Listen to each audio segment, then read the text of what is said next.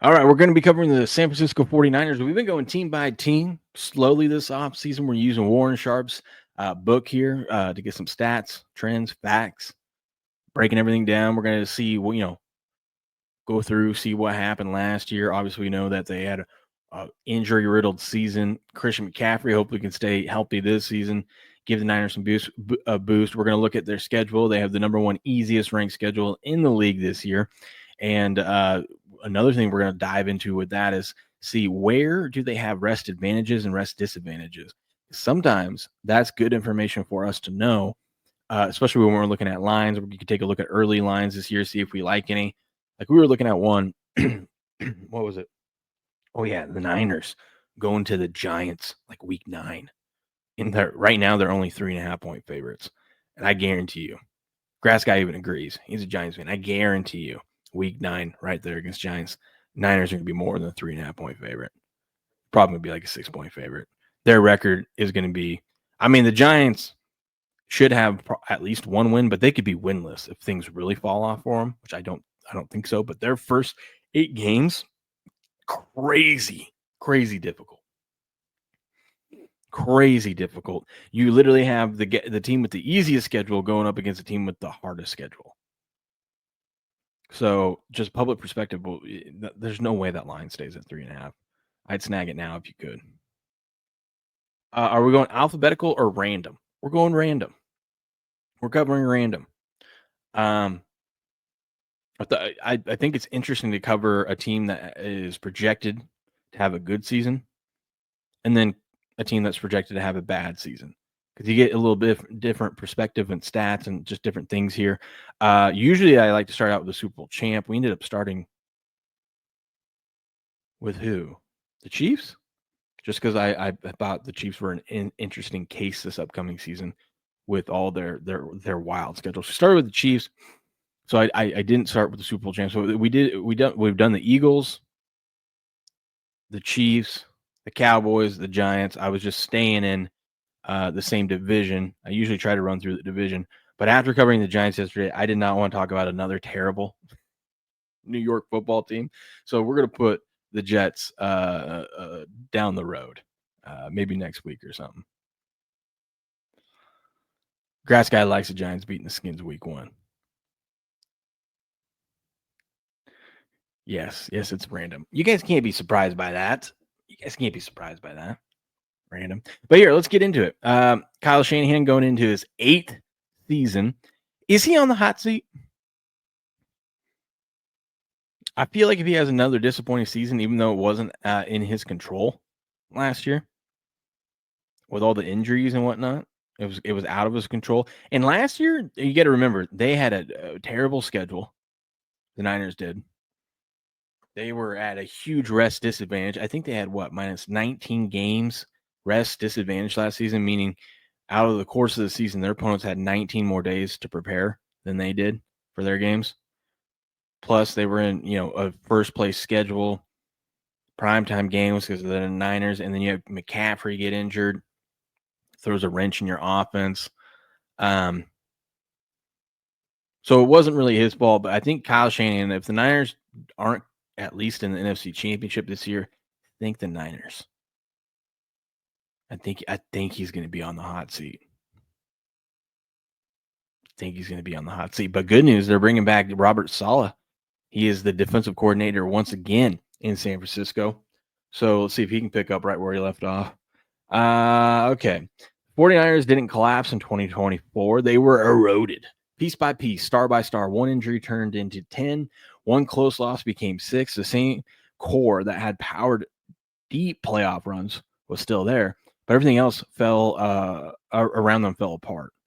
Yeah, Fred Warner was just not. Even Fred Warner, who gutted it out, was injured throughout the season. Now heading into 2025, San Francisco finds itself staring down questions of depth, durability, and directions. First step in a new season is free agency, but because their roster is so top-heavy, the 49ers couldn't play a major role. They spent the number 24 most in free agency. Their highest-priced new player was a blocking tight end, Luke Farrell, who averages $5.3 million per year. After free agency, all eyes turned to the draft, a critical opportunity for the 49ers could not afford to waste. The Niners were a sneaky call for a team that needed to hit on the 2025 draft, even though they had been a solid team for years. I think they had a pretty solid draft, but we'll see what the stats numbers say. Purdy and the coach are in the hot seat, says Patriot. Yeah, that's right. AK, I said it. You say that now. AK is going to be, he's going to pop up. I don't think Purdy can be in the hot seat after signing that contract. Players they lost. Deebo Samuel gone. He's a Commander. Aaron Banks, left guard, is now with the Packers. Charvarius Ward is with. Oh, I forgot he was with the Colts. See, I love running through these because there's always one guy in here that I'm like, oh yeah, I knew he was gone or I forgot he was gone, but I forgot where he went. Jalen Moore, left tackle. Talano Hufanga. Dude, the Broncos snagged up a couple of these guys. They got Hufanga and then they got Drake Greenlaw. He's also a Broncos. Leonard Floyd went back home to the Falcons. Jordan Mason is now a Viking. Devondre Campbell, still free agent. Joshua Dobbs. See, once again, I forgot Josh Dobbs was a Patriot. Oh, we really signed Josh Dobbs to back up Drake May. Good for us. And then several other people on there as well. That's crazy. That's crazy. Key free agents they added, though, very few. The top one that he was saying was Luke Farrell. Mac Daddy Jones is in San Francisco. San Francisco, Kyle Shanahan wanted to draft Mac Jones back in the day, but he was forced to take Trey Lance. Forced to take him. Trey Brown, Richie Grant, Luke Gifford. Not much that they could add, but they drafted. I think they had a good draft at 11th overall. They took a defensive end, Mikael Williams, out of Georgia, to help add depth on that defensive line. Second round, they took a defensive tackle, Alfred Collins, out of Texas. I thought that was a good pick. Third round, they had a couple of picks, taking linebacker Nick Martin. It's crazy how much they focus on defense. They're like, yeah, Kyle will, as long as we have Christian McCaffrey, Kyle will figure out the offense. And a cornerback, Upton Stout, out of Western Kentucky. Fourth round, defensive tackle, C.J. West, out of Indiana. And a wide receiver, Jordan Watkins, out of Ole Miss. And then they had some 5th and 7th round picks, which who gets excited about those until one of those guys shows up and shows that they're worth it. B. McCormick's here. What up, buddy? San Francisco lock of the year against Seattle. Oh, yes. Yes, I can't wait. When do they play? How soon do week 1? We get to bet the lock of the year, week 1 and week 18. Sandwiched there. It doesn't matter what they make the line, and we bet it. BMAC remembers. Okay. I think it's crazy. This is the first time we've seen a team on here that spends more on defense than they do offense. Look at that. Mainly because they're only paying their quarterback $8.76 million on the salary cap this year. That will change next year. They got a rookie quarterback, a quarterback on a rookie contract in that final year of his contract. So only one other team pays less for their quarterback. It's probably the Patriots, I would be guessing. They spend the most money on linebackers, second in the league.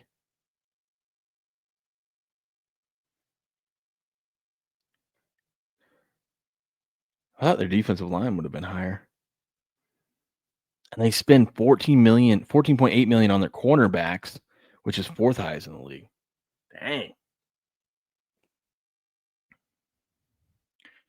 Dang. Let's go through this. But after ranking 28th in the draft value last year, the Niners did even worse this year. Really? I like their draft. Ranking number 31 in draft value, the 49ers had the 6th most draft capital and potentially wasted a lot of it.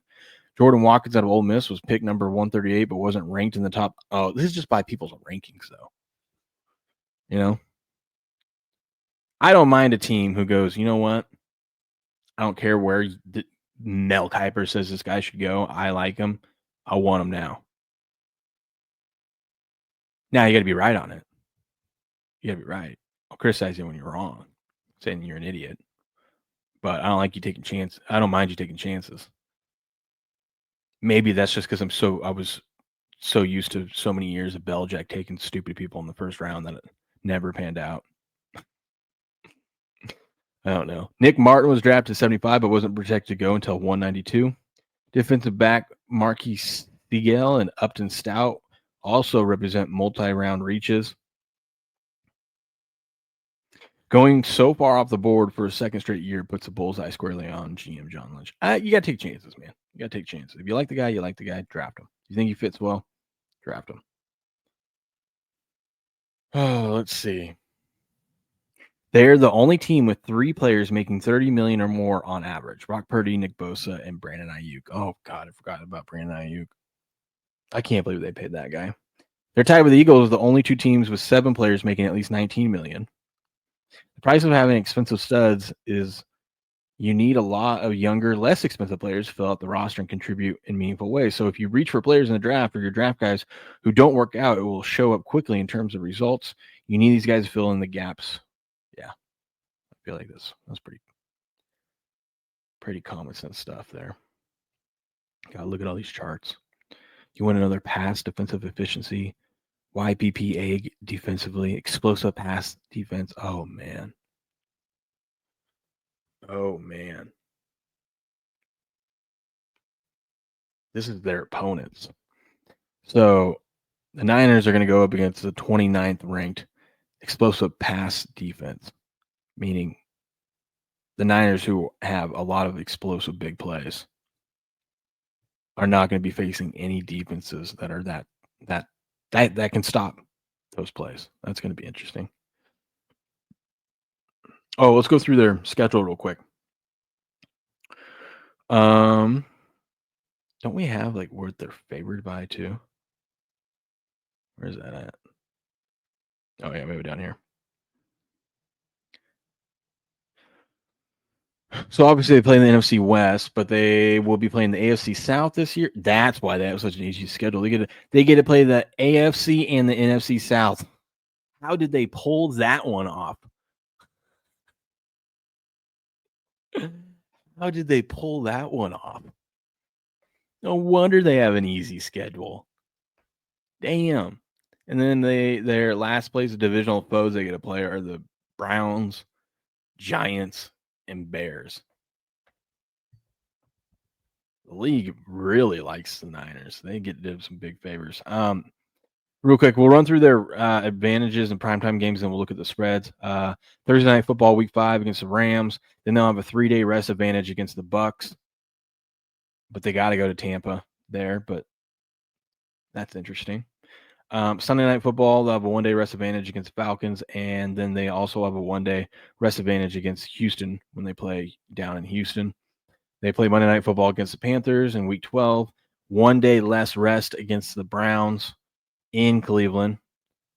Then they have, and that's right before their bye. So that's actually good for them. They got to go on the road and play the Browns. 1 less day rest advantage, but it's coming right before a bye. So we've seen in the NFL the teams highly motivated, especially on the road before their bye, because they know that they're going to finally get a break. So they go a little balls to the wall in that game. They'll have a 7-day rest advantage home against Titans. Then they play Monday Night Football against the Colts, Sunday Night Football against the Bears with a 2-day rest disadvantage. Looking at the lines, where? Oh, here we are. The weekly betting lines, these are obviously look-ahead lines, projected. These lines are going to move throughout the season. Well, let's see right now if there's anything that we should snag. They're only one. They're in Seattle to start the season, and they're only 1.5-point dogs. Lock of the season, lock of the decade, might even be lock of the century. 49ers laying 1.5 against Seattle, week 1. Bet it now. And then next week, bet it again. And every day leading up to it, bet it again and again and again. Next paycheck, bet it. Following paycheck, bet it.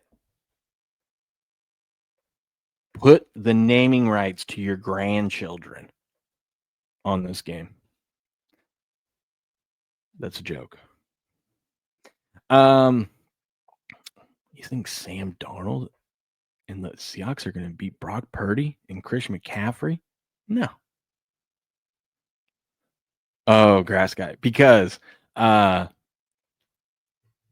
every why are they a lock against Seattle? So over the last several seasons, if you look, the Niners absolutely dominate Seattle.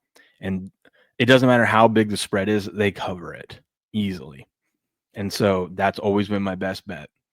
And then last year, I was pounding my chest saying, I don't care about how shitty they've been this year. The Niners are they have Seattle's number. And I think they ended up losing the game outright. They did not cover. And so now everyone in the chat knows that's the bet of the year for me, the lock of the year. The lock of the year that wasn't. But it's okay. It's okay. But it is this year. We're back to the lock of the year. Might put my whole bankroll on it. Just start the season off doubled up. Just kidding. I won't do that. 7-point favorites against the Saints. That also feels light. They start the season on the road for both games, and they got 2 home games.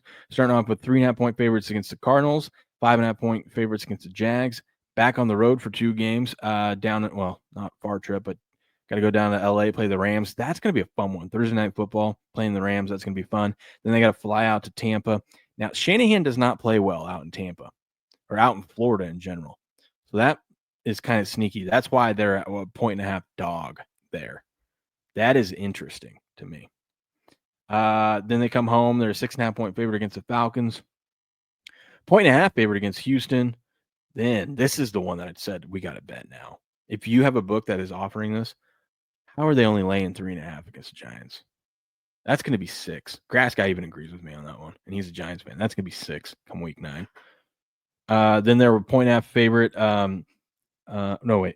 I'm getting ahead of myself. Then they come home and play the Rams. 1.5 favorite against the Rams. 1.5 favorite in Arizona. 7-point favorites in Carolina, or home against Carolina.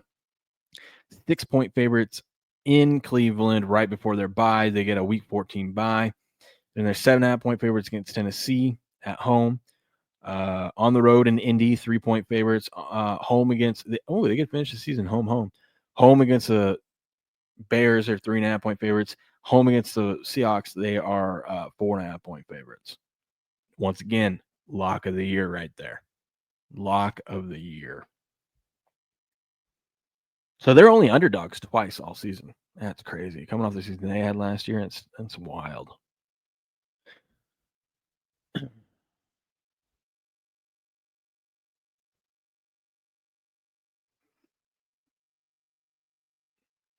'49ers don't have much money to spend on their mid-tier talent due to what they pay their top players.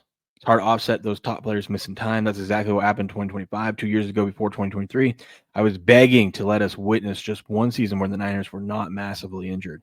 I predicted when things change, look out. Well, they were the number 4 healthiest team in that season and made the Super Bowl. Fortunately, that recipe in player health was short-lived. 49ers were the NFL's most injured team last year. As a result, their player health by year. Last year, most injured. 29th most injured in 2023, 9th, 2022, 3rd in 2021, 1 in 2020. Dang, man. What's going on in San Francisco? Then talk about McCaffrey. Obviously, he was a big hit. Since trading for McCaffrey, the Niners have thrown the ball at the number 32 rate in the NFL. Yeah, because you just give it to that guy. They pass on just 51.8% of all snaps. That is shocking to me. You think of a Kyle Shanahan offense, you think of there'd be a lot more passing plays, but I guess not.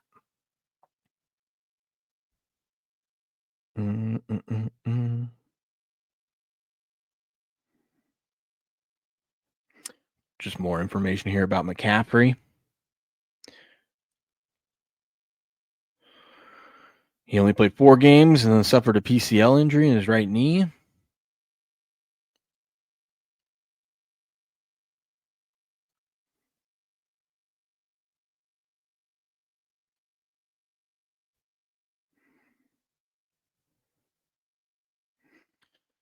Yeah, and since he was gone, they had to pass more, which is unlike them. They were the 15th most pass-heavy team last year, which doesn't sound crazy, But when you look at the previous years, they're usually 28, 24, or 30 in the league. Huh. But this is one of my favorite parts of breaking down these things.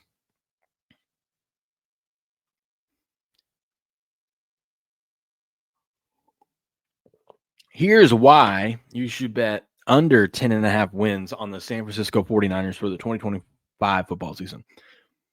The Niners surrendered the fourth most total points of any team in 24, largely due to a frequent defensive collapse within the 20-yard line. They allowed scores on 68.4% of opponents' red zone drives, which was the 31st worst in the league, and 85.7% of goal-to-go drives, which was 30th in the league. New defensive coordinator Robert Saleh will need to work on this issue. San Francisco parted ways with several key players on the defensive side, linebacker Dre Greenlaw and safety Talano Hufanga. Both signed contracts with Denver, and cornerback Charvarius Ward inked a 3-year, $54 million deal with the Colts. Turnovers hurt the 49ers' momentum consistently in 2024. Niners copped up the ball 27 times total last season, resulting in a turnover margin of -10. They will need to get better at protecting the football. I would also add they need to stay healthy. You can't really control that, but you're going to need to just cross your fingers and hope luck is on your side, staying healthy there. But that's why you would bet the under. If you think, okay, the Niners, they just don't have enough depth. I don't trust them to stay healthy. I don't care that they have the easiest schedule in the league. I'm going under 10.5. Here's why you should bet over 10.5 wins on the San Francisco 49ers 2025 NFL season. With 11 total picks, Niners draft value was rated 6, 25% higher than the league average. They address pertinent needs, namely the front seven, taking a pass rusher, 2 defensive linemen, and a linebacker with 4 of their first 5 picks. The most notable of these was Georgia's edge rusher, Mikael Williams, at 11th overall. San Francisco is expected to face the NFL's easiest schedule by a wide margin in 2025, an outlook considerably better than the 18th ranked schedule they played in 24. They may have lost Deebo Samuel to Washington via trade, but the 49ers passing game still offers a lot to be excited about in 25. Despite injuries throughout the receiving corps, Brock Purdy averaged 8.5 yards per attempt, which was 3rd most in the league, and a 0.19 EPA per play, which is 5th most. Even if Brandon Ayuk misses the start of the season, this passing game has proven it can withstand injuries. I tell you, the other thing is you just hope McCaffrey's there and at least 80% of what he used to be. Best player is now a Redskin. Give me the under. I don't think he's their best player or was their best player. If you count McCaffrey healthy. Let's see. This is their positional rankings. Kyle Shanahan, 6? I would like to see the 5 ahead of him. I'd like to see the 5 of him. How are there 5 better running back groups than the Niners running back? The Niners have like so many running backs, and you got McCaffrey. Suspicious. Very suspicious. Pirtle the Turtle. That's a good one. They were forced to pass the ball much more as part of their game plan because the run game was not nearly as successful as it had been in the past. Last year, in run plays, they were 17th in success, 12th in EPA per rush, 26th in lowest rate of runs that gained 1 yard or less. The previous year, they were number 2, number 1, number 10 in those respective categories. First down runs in the first half were very problematic. Number 21 in success rate, 36. See, this is why I love this PDF. This little booklet that Warren Sharp put together that you should go grab too. You just get the raw data and you get comparisons, and it just helps explain what the hell happened last year compared to what they were expected to do based off of what they had done in the past. Let's see. In addition, the Niners frequently target running backs in the passing game. In 2023, 25% of total targets went to running backs, mostly Christian McCaffrey, because why would you not?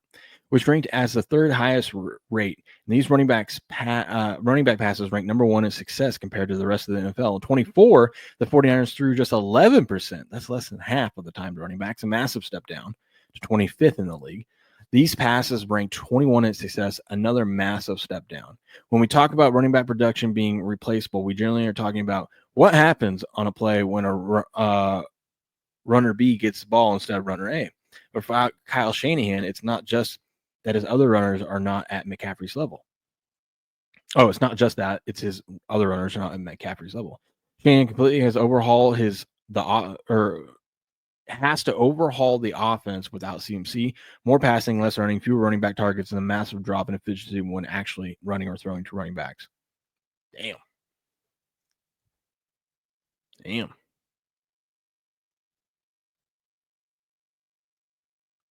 So their before contact ranked from the past 2 years were damn near identical.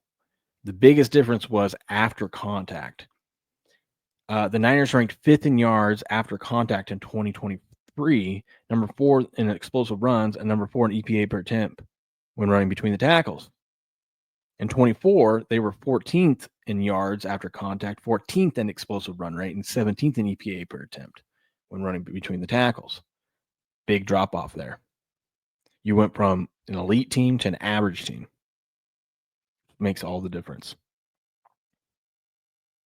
Purdy will struggle with the lack of screen passes, Sam. But you are tempting to get AK in here with the no Purdy slander.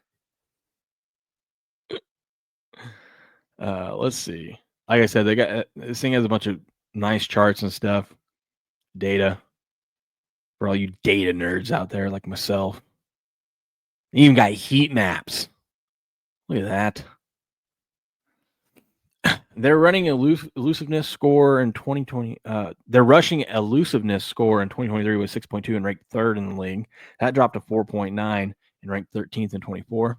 This is clearly the absence of CMC. Before I share this next stat, we need to set the stage for the extent of other injuries that the 49ers dealt with on offense. Okay. Brandon Ayuk towards ACL and MCL in week 7. Was it that late into the season? I thought it was earlier. Huh. So he tore his ACL and MCL in week 7 against the Chiefs, ending his season. Deebo Samuel missed week 3 against the Rams with a calf injury and all but 3 snaps of week 7 game against the Chiefs with pneumonia. Yeah, that was weird too. Juwan Jennings, Joanamo, suffered a hip injury in week 6 against Seattle, causing him to miss week 7 and 8. Ricky Purcell was shot during a robbery in the preseason, leading to him missing the remainder of the preseason in the first 6 games of the season. George Kittle dealt with a nagging hamstring injury suffered in training camp, missed weeks 3 against the Rams, aggravated again in week 10 against Tampa, missed week 11. Elijah Mitchell sustained a hip injury during the preseason, was out for the entire season. Yeah, that was a big one too. Jordan Mason suffered a high ankle sprain in week 13 against the Bills and was placed on IR. That is an insane level of carnage. On top of the skill players, the offensive line was a mash unit as well. John Feliciano, right guard, underwent knee surgery during training camp and missed the entire season. Trent Williams suffered an ankle injury in week 9 against Tampa. He played through it in week 10, but was functionally out for the remainder of the season. Aaron Banks, left guard, suffered a concussion in week 11, causing him to miss weeks 12 and 13. But on top of these injuries, here's a key stat that shows how great Shanahan's system is and why the 49ers decided to pay Purdy. Despite all those key player absences on early down passes in the first half, the 49ers were more efficient in 2024 than they were in 2023. Plus 0.34 EPA per attempt and 9.2 yards per attempt compared to 0.31 EPA per attempt and 8.7 yards per attempt in 23. They ranked number 3 in efficiency in both metrics in 24, despite a roster that didn't come close to resembling what they had in 23. Thanks to a solid scripting and excellent execution, the severely undermanned 49ers got solid production in the first half of games. That was the other thing too. Yeah, the Niners were really good first quarter and first half, and then they fell off.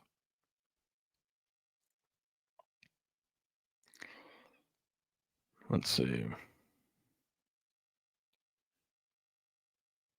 They just couldn't keep performing above their head for a full 60 minutes. They scored just 5.2 fourth quarter points on average, 28th in NFL. Damn. That's a good stat to know to keep an eye on for this season because we could live bet or to bet the fourth quarter against the Niners. Or just know that the Niners don't score much in the fourth quarter and whatever the live total is, if it looks juicy to take the under, we take the under. They were outscored by 4.5 points in the fourth quarter, which was worst in the NFL. Oh, that's sad. Immediate impact of the draft class. I'm curious what they say about this defensive lineman. Oh, you got a storm coming in, Patriot? Damn. That's no bueno. 49ers needed to overhaul the defensive line and took a step in the right direction with the selection of Mikael Williams in the first round. Williams was often criticized during the pre-draft process for a lack of production at Georgia, but the context of his role in the Bulldogs defense was frequently missing from that conversation. Over the last two seasons, Williams lined up from the 4-tech spot or further inside 45% of the time as a pass rusher, a role that naturally diminishes pass rush production. But when lined up as a 5-tech or wider, he generated a strong 13.5% pressure rate. In San Francisco, Williams will see significantly more action on the edge and should regularly line up in the wide 9 position, which Robert Saleh uses frequently. Okay. Okay, we'll see. We're not going to go through all those, though, but I wanted to see about this first round pick. Seems like he should be pretty good. Brock Purdy experienced some natural regression last season, but he still had a strong year during which he demonstrated his ability to produce in his system, regardless who was available each week. Purdy ended his third season with 8.5 yards per pass attempt, third in the league, fifth in EPA per dropback. He ranked fourth in success rate at almost 50%. That happened in a season in which the Niners ran 57 total plays with Purdy, Christian McCaffrey, Brandon Ayuk, Deebo Samuel, and George Kittle all on the field together. Without McCaffrey, for nearly the entire season, the teams played more coverage than ever against the 49ers.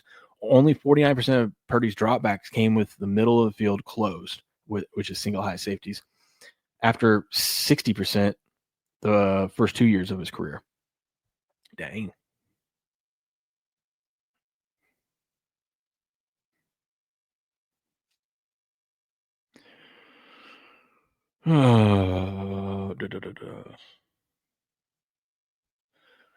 Their receiving core depth chart last year, obviously, they had all those injuries. But one good news is last year, George Kittle was as good as ever in 2024, catching 78 passes for 1,100 yards, 8 touchdowns over 15 games. You'll take that from a tight end. If you can get that from your tight end every year, you say yes, please. Ooh, fantasy football advice. Some fantasy football advice. The Niners are the most most undervalued good offense in fantasy. Everything went wrong this offseason or for this offense in 2024. Christian McCaffrey played a career low. We all know that. We know that. Blah, blah, blah, blah, blah, blah, blah, blah, blah. Okay. Resetting the table in 25, this team is projected to be the 8th highest scoring offense per current Vegas lines. Everyone is pricing it in what just transpired and not factoring in the upside this offense still possesses. McCaffrey is still the best fantasy asset at the position, even if there is a risk versus reward factor. Okay. We should let's see. We should only care about McCaffrey's upside outcome since it is league winning. But if you're just out on him, then Isaiah Garendo should be a target for your benches. The passing game remains littered with upside, even after trading away Samuel and with Ayuk working back from his ACL injury. Even with all this injury, Purdy was third in 8.5 yards per attempt last year. Touchdown regression should be kind to Purdy after only 31.4% of his throws were into the end zone, resulted in a touchdown, compared to 66.7 rate in 22 and 57.1 in 23. So it's meaning Purdy should have a lot more touchdowns this year.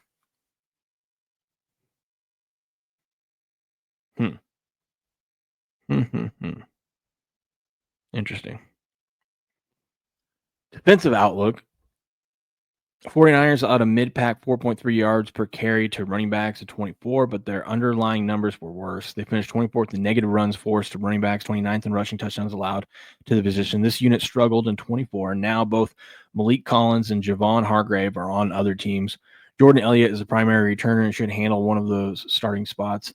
Kevin Givens did some pressure from inside last year on limited snaps, but he had never been more than a rotational player thus far in his career. Given the situation, it was not a surprise to see the Niners add Alfred Collins in the second round and CJ West in the fourth round to the defensive line mix. Sounds like this dude is a fan. He's just looking at the numbers and giving you what they're telling you. But yeah, it does come off that way a little bit. Let's see. Not much needs to be written about Nick Bosa, though. His 9 sacks in 14 games is something of a step back. He ranked 4th among all qualifying pass rushers with 17.2% pressure rate. Behind him was a concern, especially Leonard Floyd, no longer on the roster. But the Niners added Mikael Williams in the first round to pick up the slack. Yeah. It's basically going to see what can Robert Saleh piece together. What can Robert Saleh piece together?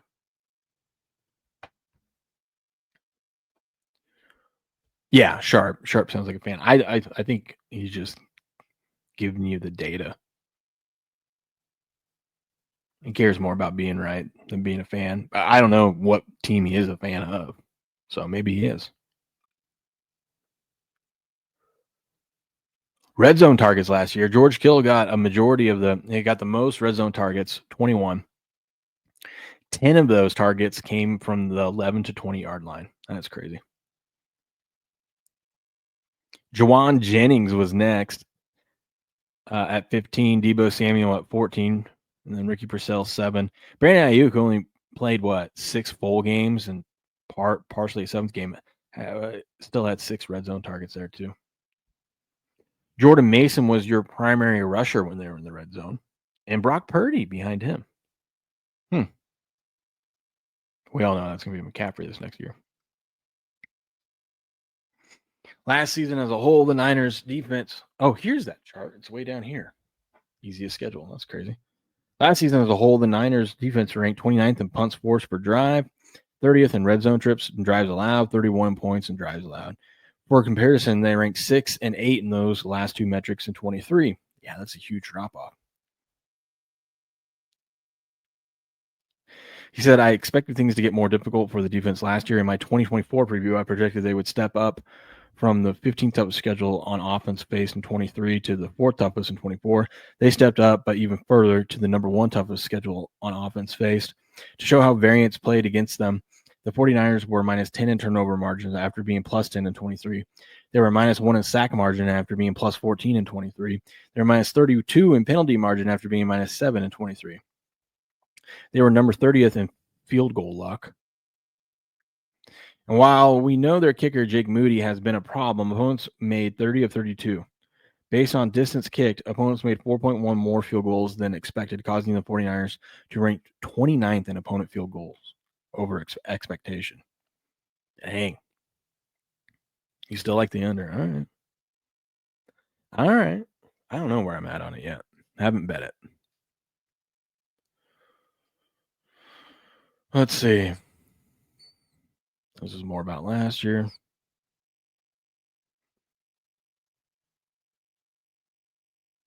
But the biggest change is that Purdy's no longer Mr. Irrelevant. He's a $265 million quarterback. Yep.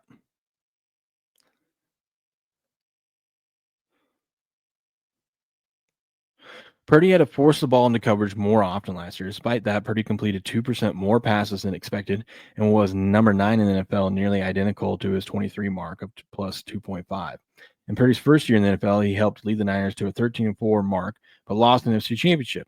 Okay, we know the history of this. We don't need a recap of the history. People look at Purdy being the antithesis of a prototype QB and wonder why he was paid like that, like he was. The answer is everything you read above.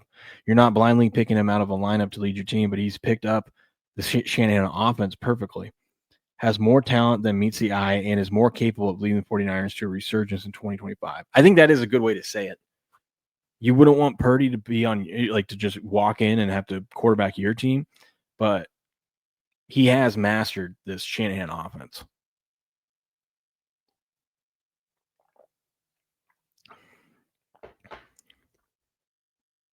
Which is what the Niners fan, I mean, if you're a Niner fan, that's what you want. So they play the number 1 easiest schedule of opponents.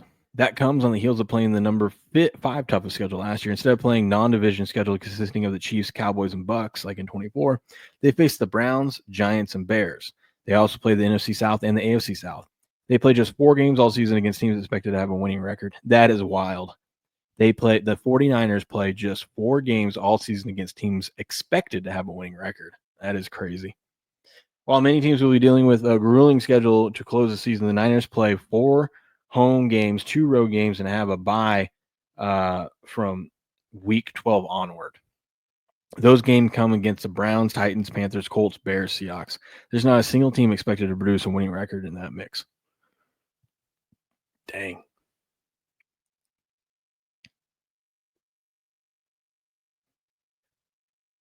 Dang. It's not the easy schedule that stands out. It's also the rest edge. For 2 straight years, NFL schedule makers screwed the 49ers. Last year, their net rest edge was minus 21 days, the worst net rest differential in the last decade and the 6th worst since 1990. Dang. Yes, this is what I was talking about, the net rest edge. They were 21 days. It wasn't 19, it was 20 days. That's never been done before in NFL history. 21 days rest disadvantage throughout the course of the season. That is wild.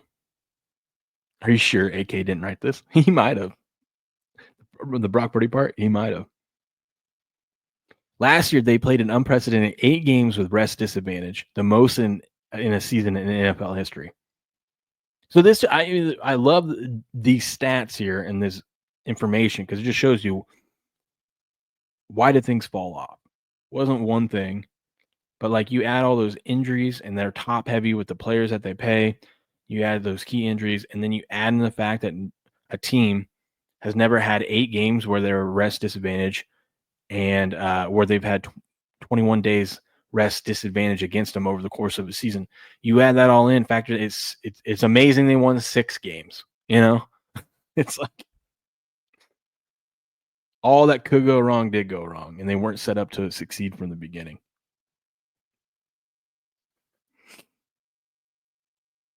This year, it's the exact opposite. Easy down the stretch, easy opponents overall, and finally a rest advantage. That's going to be interesting to see a Shanahan offense, which will have a net rest advantage over the course of the season. After 2 years of being screwed by the NFL, the 49ers are +9 in net rest edge, which is 4th best in the NFL this year. After playing 8 games with less rest than their opponents, they played just 2 such games this year. The table is set perfectly for a rebound for the Niners. Number 1, easiest schedule of opponents, and 4th easiest schedule of rest.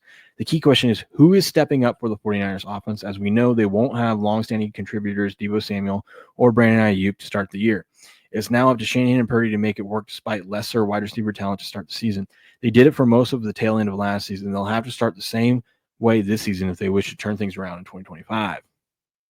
Just a reminder, a $100 better won over $15,000 on Warren Sharp's picks last year. You can go buy his pick packages if you want. And here's some discount codes.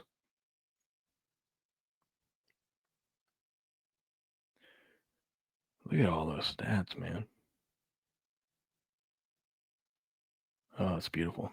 And then it's the Seahawks. There you have it. There's the 49ers for you. Good little deep dive. I think as for the 10.5 wins, I don't know. I'd have to break it down, but I mean, I feel like if you were forced to pick one, I'd probably go over. I'd probably pick over just because of the rest advantages that we talked about, the easiest schedule, key players coming back, Purdy comfortable in this offense, should be a lot healthier. I mean, it's hard not to be healthier than last year. As long as big boy Trent Brown's on that offensive line and he's healthy. Remember, he was dealing with some personal stuff too. That he lost a kid, so mentally he was probably out of it. On top of being banged up and injured, so we'll see. But there you have it. That's the 2025 NFL preview of the San Francisco 49ers.